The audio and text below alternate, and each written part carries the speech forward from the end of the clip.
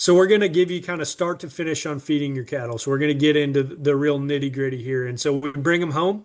We got a young calf, a steer, heifer, and we're going to talk about the different sexes here between steers and heifers and how they differ. But what do we do? And I'll throw in one thing here real quick, the creep feed option. So if you raise your own cattle, which I think is awesome, there's a bunch of kids out there that do, or maybe you sell some cattle on your own, and that's awesome. Entrepreneurial spirit is in your favor, and so great job there. But what we like to do as far as our creep feed, if we're raising our own, we do raise obviously show cattle here, is we use the Sunglo, actually 12T is what we use in full body at a 50-50 ratio in our creep feeders. At the very start, we use just kind of a basic pellet that we find locally here as we're just getting them started in this real young phase. But once I feel like they're ready to, grab a gear and fill those creep feeders and try to get them a little bit more show ready, we'll use that 12T and the full body 50-50. And I had a guy ask me the other day, and I don't know why I didn't ever say this previously, but he said, well, how do you mix that? And it's real basic. I just layered in there. I pour a bag of feed, a bag of full body, bag of feed, bag of full body, and it'll mix itself. I promise it will. And I think that works awesome just to help start that right kind of rib shape, help start that right kind of composition and get those things ready for success later on in life. And so as we get to the point where, you went out and you found a breeder or you found a trader that you like and you certainly line up with in terms of your goals, you buy that calf, you bring them home, and you kind of get there and you say, well, what do we do now? And I would certainly ask that breeder what they've been on previously. I think that helps for a smoother transition to me, and I don't think you want to make any major changes when they get home. Cattle can stress just like anything. And so when you bring them from maybe they just got weaned off a cow and you brought them home, or you brought them from a comfortable scenario that they've gotten used to, and you bring them to a brand new place with some new sights and new scenery, maybe some new buddies that they've never met before, and a new water source, a new kind of grass hay. All those things are different. And so we want to make sure in terms of our feed, we make a very smooth transition. And so again, I would find out what they're feeding previously, and then go ahead and grab that 12T and that full body and try to mirror it as closely as you can. I think you would find most people throughout the country are going to feed a textured feed alongside of a fiber source. And so we can match that with that 12T or grower, and then also that full body. And I think that's where you're going to want to start with. And so as you do that, to me, kind of my starting point that I recommend to everybody is 2/3 textured feed, 1/3 full body. And so whether that's the grower or the 12T is your choice, or maybe what's most readily available for you, I would choose that there, and then do 2/3 of the amount of feed based off of their weight on their starting point, and then also use full body right there as 1/3 of their diet. And that is my go-to product, and that's one that I lean on pretty heavily. So you're going to hear me talk about full body in each and every one of these scenarios. I do use it. I do see one question over here, and I think that's what Brad's coming off of mute to tell me about, but can you use full body as a sole creep feed? And you can. It is a full diet, and it has all those vitamins and trace minerals in there, and so you're getting all the goodies that you need. I would tell you that most young cattle need just a shot more calories as they're growing to help kind of facilitate all that added growth and add just a little bit more composition alongside of mother's milk. And so I would still recommend doing a 50-50 split. And so that would be my recommendation, but you absolutely can use full body as a sole diet in the creep feeder. And we'll talk about later on throughout these heifers feeding lives, or we use full body as their sole diet as well whenever we're kind of holding or slowing things down. So good stuff there from start to finish. The 12T to me is just an awesome feed that you can use in all avenues.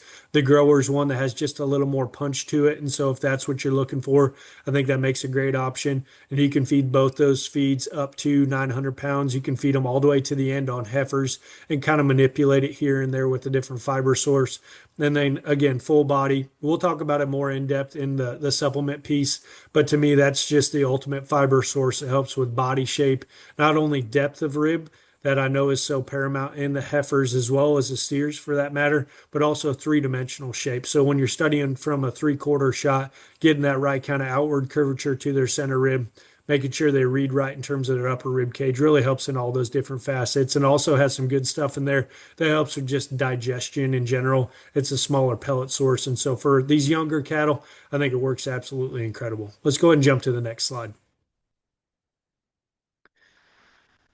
So whenever we're talking about green or underweight cattle, so skinny ones, we'll just get right to the point, right? We got a skinny one.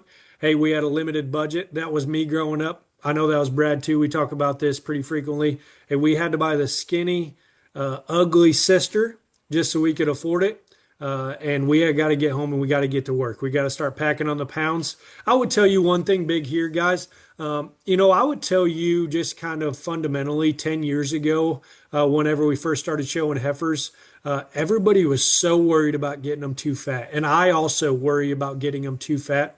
I would tell you that with genetics and the way that we're building livestock and the ones that we consistently see selling on a regular basis, more times than not, they carry their composition in a neater fashion. And we don't have as much of a kind of a chance to get them fat in those areas as what we used to when we were feeding, this is before I'm sure everybody's time on here, but monopoly heifers for breeding heifers, or we're feeding, purebred Angus that were oldie bred, or we were feeding Herefords back in the day that were real Hereford looking. Those got fat on air. We have consistently bred these livestock to be neater looking, neater chested, deeper bodied, carry their composition in a better fashion. And so I find more times than not now, what the real issue is getting enough weight on them. And so I know that sounds a little contradictory, and maybe that throws you in a bit of a tailspin here as we're talking. But the best way to get body on livestock is to add composition. And so if you get them a little bit chubby and you lay it all in the right spots, they will add more body. And too many times I have someone call me, hey, my heifer is not does not have enough depth of body. And you get a video or a picture, and maybe you get a description that the judge from that last weekend broke that one down. And the biggest thing is, guys, we just got to feed them more. We got to get them a little bit more ready. We got to add a little bit more composition to these heifers, and especially steers for that matter. But green and skinny ones are not going to be the big, deep-bodied ones. If they are, you found a unicorn, and go ahead and have fun with that show project. But when we're talking about green or underweight ones, again, we're trying to increase calories. We're trying to push them a little bit harder in terms of that textured feed. So we're going to be looking at Sunglo Grower or 12T. Again, you're going to be trying to look at that 2 to 2.5% of their body weight and pushing them a little bit harder in that particular regard. Oftentimes in this scenario, I would say let's be pretty mindful in terms of the amount of supplements that we're using, because the amount of supplements that you're using is going to take away the amount of textured feed. So you can only get them to feed or eat so much. And you got to think about it in a pie almost. So if we add, 1/2 or 1/3 or 1/4 of our feed is supplements, that's that much less textured feed that we can feed them. They're going to stay skinnier longer if we're taking up space with supplements. And so, not saying we don't use supplements, and we absolutely do, but I think being mindful of what supplements and how to use those is pretty important. I always tell people here in this particular scenario, don't think about finisher as something that you can only use in the last 120 days or when you're pushing on a fat steer. At the end of the day, it is a high energy feed.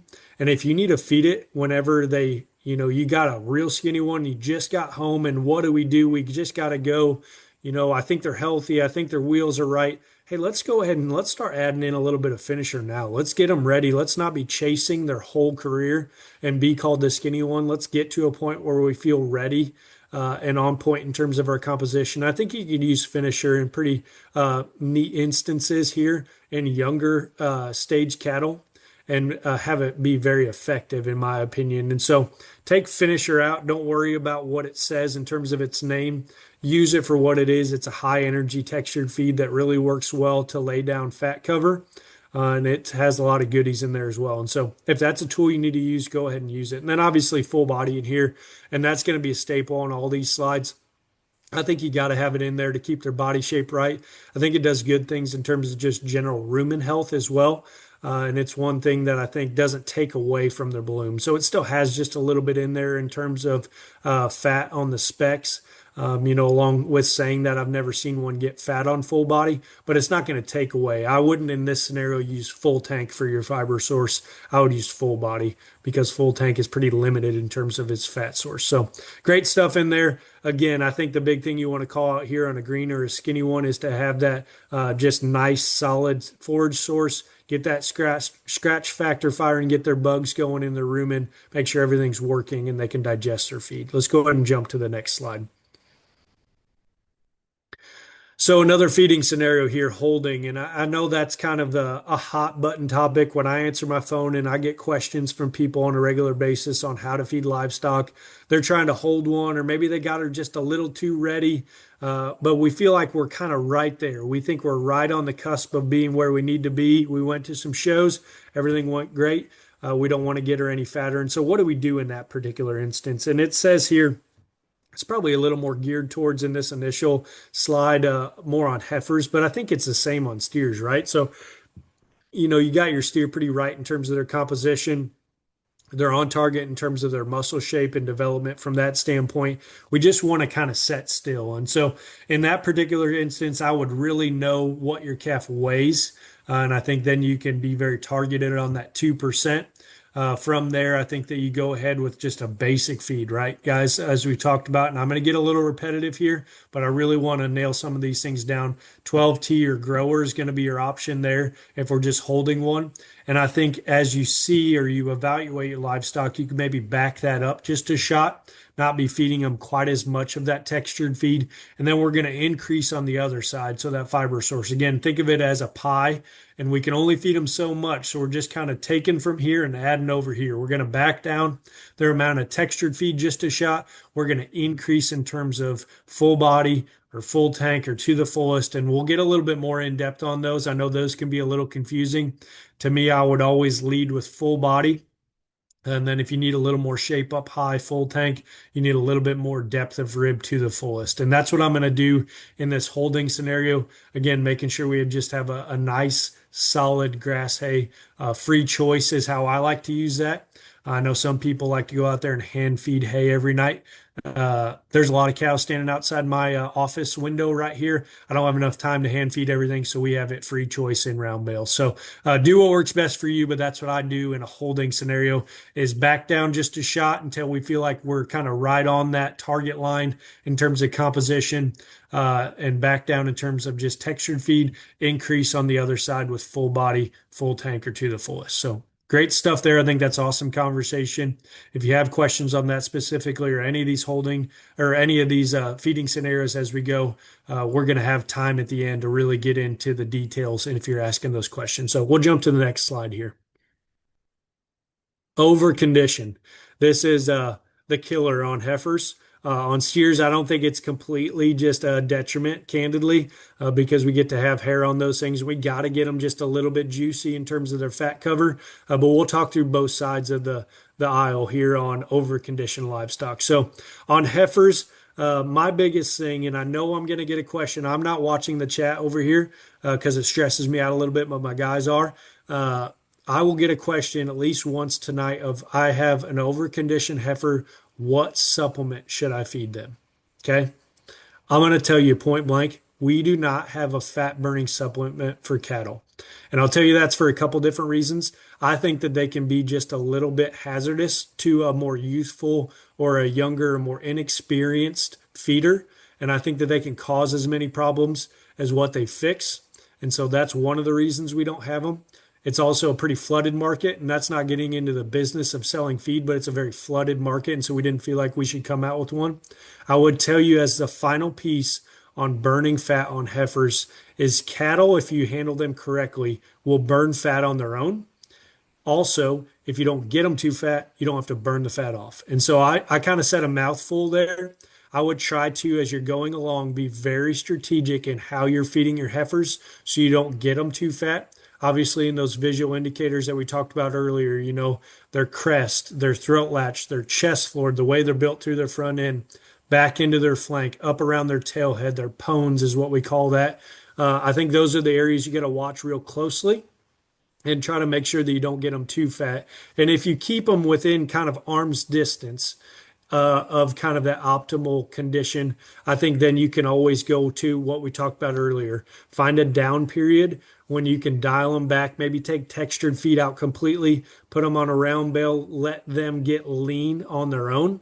And I think that that actually sets you up just a little bit better. It doesn't burn on them quite as hard, and it actually sets you up for a little better position down the road whenever you get them ready again for that target show. And so I'll talk about a scenario right here.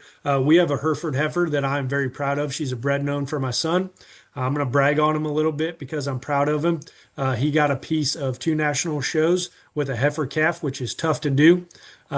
But we got home from that Fort Worth stock show and we thought we were a little bit chubby, and we probably needed to be competitive at the end of the day against big heavy breds like we were trying to do. And so the plan worked, but we were a little bit chubby. And so as opposed to putting her on some fat burning supplement, what I did is I put her in a pen with a round bale and a protein tub, and I didn't look at her for a couple weeks. And there were a few times I walked by that pen and she did not look like she was going to win a show. But like I talked about at the start of this, I don't think they need to look like they're going to win a show every single day. And candidly, they can't if they're going to look their very best at the end. And so we are hopeful for that one's remainder of her show career. But in order to get to that point, we had to get her skinnied up. And so we're going to go to a show here in a couple weeks. I just started feeding her again. And I would tell you, whenever you get a little bit aggressive and you back them down pretty hard on those over conditioned ones, when you feed them again, they respond very quickly. So we have a show. I guess I say that it's next weekend. So we're, 8, 9 days away. I just started feeding her this morning. And in 24 hours, a little bit of feed made that calf happy, and she looks very, very nice. So I'm confident that we can get her back. And part of that is, as we kind of drew everything back, we leaned her up, and I think they respond better whenever you start adding feedback in there. And so that's kind of just a little nuts and bolts of how we do it here. I think if you do that thing correctly, you target that show that you're trying to go to, then you can back things down accordingly. On steers, I think that the other side is, we got them a little too heavy condition, and I will know a lot of steer feeders that get them a little too chubby because candidly, our current genetic pool, they're a little tough to get fat.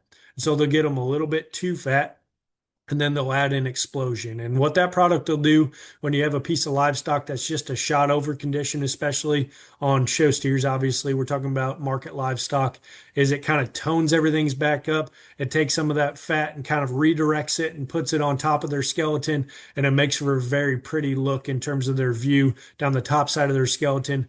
And I think you got to have just a little bit of maturity on those steers as well. We're trying to stay away from that just a shot in terms of crestiness and a mature look to their front end. Candidly, guys, steers got to look like grown men when they go in for that target show as fat steers. And so you got to have just a little bit more on them. But obviously, you're not trying to get out of bounds. You don't want them too fat because then you kind of get to the point of no return. And so my biggest, I guess, how I would explain this whenever I'm talking about over-conditioned livestock is be a good steward of your project. Go out there, look at them regularly, look at those visual indicators, and just try not to get to that point. And obviously, that's easier said than done, but I think that's going to be the best way to get the most out of your show project. Let's go ahead and jump over. Obviously, sorry, stay right here. Go back one. I didn't touch on over condition. I think the big thing on heifers, you're going to just start leaning in heavy with fiber. So again, full body, full tank to the fullest. I like to keep a scoop of full body in there just because it still has that vitamin trace mineral pack in there. And I know they're still getting what they need to grow the way that they're supposed to. But adding in more fiber, I think, is optimal to keep their body shape that you work so hard for as you're trying to lean everything else up. Now we can jump to the next slide. I just hope you guys know on your end of this, and this is just giving you a little behind the scenes of giving these, but I'm talking so much and I can't hear anything back on my side. So I hope this is coming. This No, is it's good. coming well. Nick, This is received well. no, you're doing great. I almost came off mute earlier just to have a discussion It's about really fat well. because I did this last night or the other night with the pigs, and you I can feel feel like you're like, just talking to a wall. yeah, like I was gonna say, I was gonna just remind everybody, like, this is where we can use our emojis a little bit, and I'll give your mind a break because it's so interesting the way you were talking about managing fat in cattle is really the same way we manage it in pigs and anything else. It's like we can't forget that there's this engine that demands a certain amount of energy every day, and so if you starve that engine with energy, it's got to pull it from their body. And I don't think we give enough value sometimes to like, I was sitting here really just about to answer some questions. How do we trim fat off a neck of a heifer steer? I'm like, really just replace some of that core feed with some fiber. And even though the tag, and I said this in the pig thing, don't worry about what that tag says so much on like the percentages. Just think more and less, this or that. Like sometimes Correct. we're not as smart as we come across because we're really just like, I guess feed it more, feed her a little less. And I just guys, they're cattle and they're all going to be different. These horns and Angus and Charolais, they're all going to feed a little bit different. But your cattle, what you need to do is become the master of them, like Nick said, where it's feed them a little bit more, feed them a little bit less, but know that their body is literally starved without your feed. So you're not going to get addition by subtraction. You can't add protein. You have to take something off and add it's like it's not that much rocket science. So no, you're doing great, Nick. And so I'm Okay. you know I'm a talker. So I'm like I want to visit with you about cattle. Like I want to jump back in and the funny thing is the pig side of me, Nick helped us feed this pig this year. And so he knows he's got insider information on feeding my pig that won Houston because I'm like, man, if you're a cattle guy, how would you get this look? And so they're all the same. It's pretty simple stuff. And so yeah, use your reactions because we it can feel like an echo chamber. So no, you're doing great, man. Yeah, and I'm not self-conscious. I'm a pretty confident guy, Yeah, he is. but a He's little fine. bit of love here on the right is much appreciated in Yeah, this he's particular loving this. scenario. I'm about So, to put the old cowboy yeah, hat back on him. yeah, you bet. All right, so let's jump back in here. Increasing body, and I would say that just from the little bit I've looked over at the chat is the most asked question. Just how do we increase body? So I got a good example here. This was a short horn heifer that always needed a shot more body that we sold this year. She's been successful for that family that bought that calf, but that was always the target. That was the goal, or that was the area that we needed to continue to work on. And that was something they knew when they bought her. And I think that's good to know as you go into your project. Hey, where is her flaw? Where is her issue that we need to continually work on? And then we can go home and we can put a plan in place. And I think that's the best way to do that. None of them are perfect. They all have a spot they need to get better, or hopefully a spot or two, not too many spots that they need to get better. But whenever it comes to increase in body, especially in cattle, I think, to Brad's point that just a second ago, it's just more or less, right? You know how much your animal eats. Obviously, the goal is 2 to 2.5%, but I have one heifer out here. I cannot get her to eat more than about 2.5 scoops of feed. I got one out here. I think she'd eat a whole bucket if I let her. And so I think that that's important to know too, is just kind of what's their breaking point as far as how much they'll eat. And then that's really going to dictate how much of these different supplements we can add in there too. But as we talk about these, and I'm going to start to lean in a little bit more on our supplement conversation, but full body and full tank, as well as to the fullest, are going to be what I lean on the most heavily here after that conversation that we had there previously. You can't get a skinny one bigger bodied than what they kind of already are. You got to add just a little bit of fat. There's a very good mentor of mine. He said you can't tell what you need to do as far as changing feeds or adding supplements so you get them fat in cattle. Get them fat. And what I mean by that is get them to the right composition score, and then we can start adding in supplements. But until you get to that point, you really have no idea what your calf is going to look like. And especially if you bought a green one, you got to get them there first. You got to add some composition. You got to fill in those cracks of their forerib, their heart, their flank, up in their twist. You got to start adding in a bit of composition before we can start changing things and adding in a bunch of supplements. But if you've gotten to that point and you feel like, hey, we are on target in terms of our composition, she's pretty smooth. He's pretty smooth in terms of just the way he looks there from his shoulder back into his forerib, back into his flank. But we still need a little more body. I would tell you, I always start with full body because I think it's all encompassing. It is very three-dimensional in terms of their shape, and that helps with down low as well as just kind of the base of their rib cage. I'm talking with my hands. You can't see it with my background here, but I'm talking with my hands. And I think that that's something that's very important. To the fullest to me is the very best in terms of depth of body, and all that really is a very good grass source that we go out, and I think we do as good a job as anybody with our ground hay is finding a good hay source and add in some cob there as well to make sure that slows down digestion. What that does is help just kind of set everything to the base of their rib cage. I think that product works great. I know a lot of people that just use it at shows. I like to use it at the house. I think if it works good at the show, why should I not use it at the house? And so we feed it on a regular basis, day in and day out at our place to get the right kind of depth of body. And then again, full tank.